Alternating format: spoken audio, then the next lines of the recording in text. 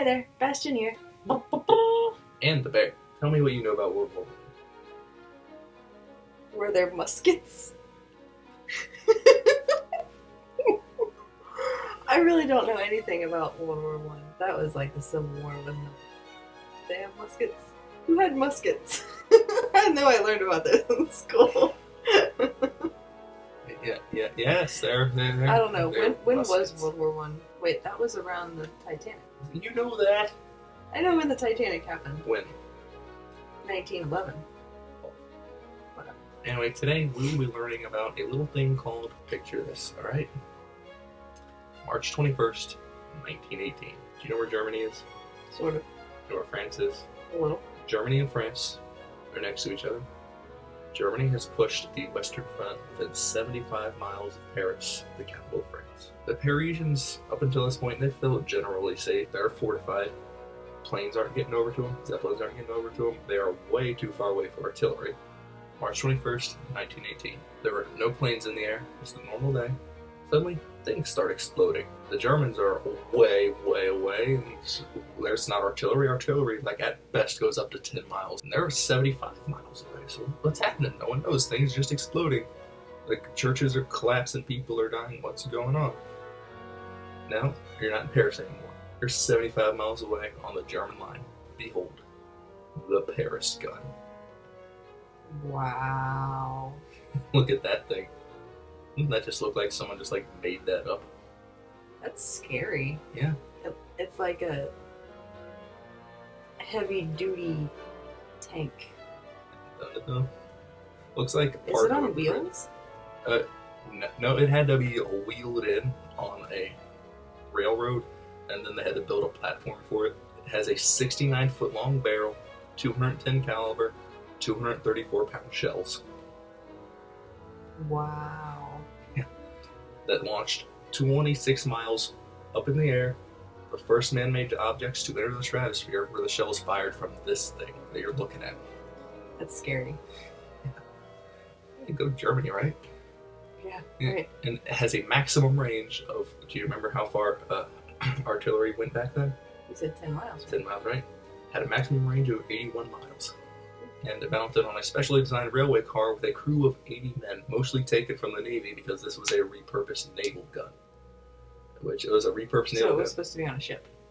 Yes, they took a ship gun, made a really long barrel for it, and then the Paris gun was the latest in a campaign of terror that the Germans were using. Before that, the Germans had been using like zeppelins, air raids, and before that there was mustard gas, which was used as a form of like terror-inducing because grab them by the balls and their hearts and minds follows. The idea behind these terror raids were they didn't do much damage. The idea was to take the fight out of the populace and hopefully end the war sooner. The gun fired at Paris from March all the way through August. 5 months of shelling. Anyway, they accomplished their goal of terror. The people of Paris, they were scared. They were sending their kids to the countryside because they don't feel safe in their own capital. Where can they feel safe? But beyond that, it didn't do a whole lot. Because like in the grand scheme of things, it did relatively little damage. It killed 250, injured a little over 600. In 5 months, it only killed 250 people. Yeah. And it did considerable damage to the city.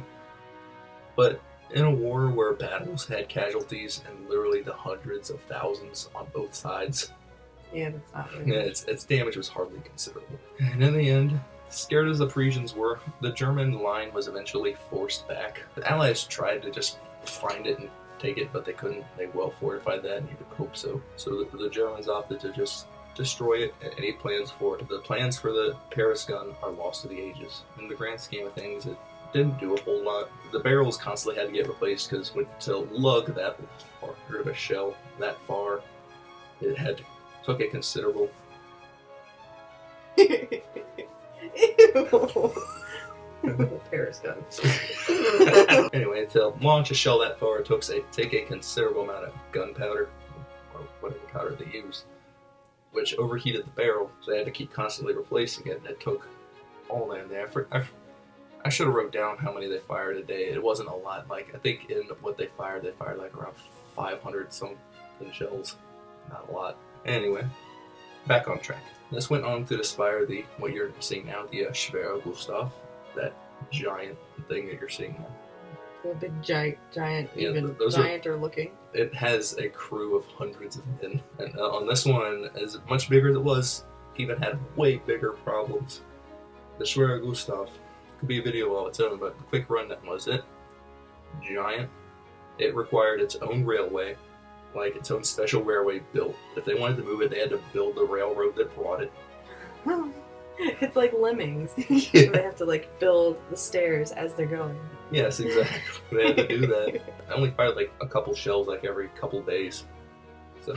What is the point? I don't understand. Because it made a big old explosion, but it still Yeah. didn't hit what you're aiming at. And with something that big, with that big of a railway and construction team, there's no way the airplanes didn't see it.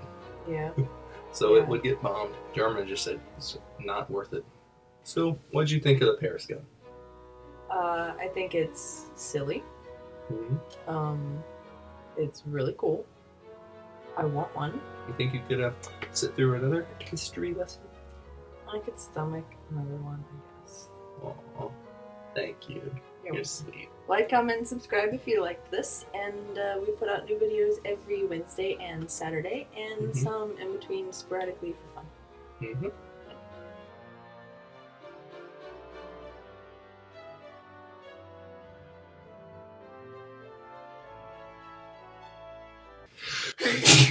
Ew. That is really, really gross. I'm so interested.